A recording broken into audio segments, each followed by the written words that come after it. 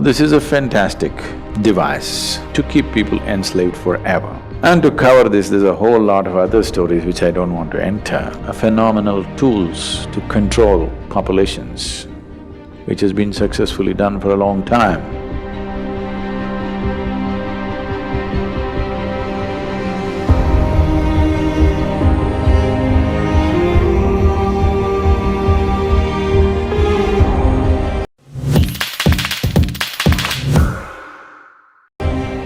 It depends on how we shaped ourselves. If we become wonderful human beings, it's one thing. If we have become an ugly manifestation of humanity, definitely it's an original sin. It's a mistake.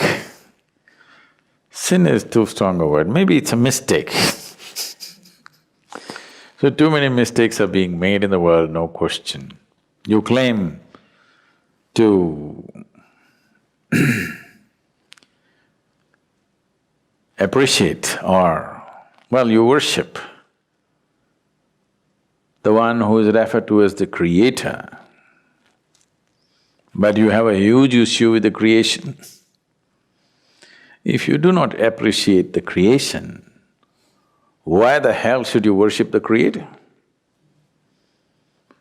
Someone who made such a bad job of this, the only way you can even be born is through sin, I think he must be banished.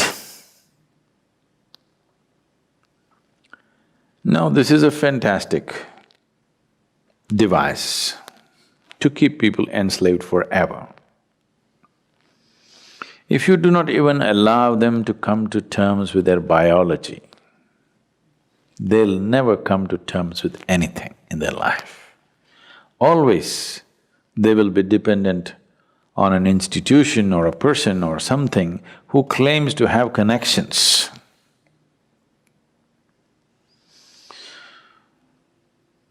An Italian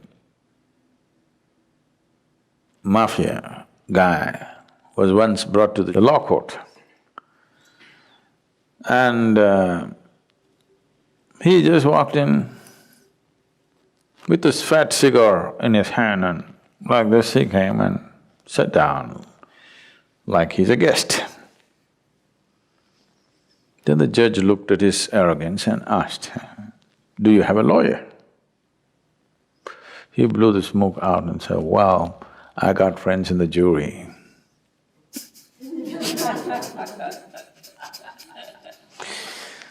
So people who are supposed to have connections elsewhere,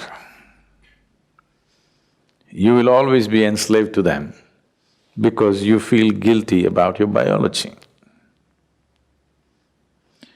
This whole thing goes into more grosser and grosser states. So except in certain cultures, everywhere else where dominant religious beliefs were spread, in all those cultures, unfortunately, they make you feel guilty of your very existence, because that way you will always be enslaved to whatever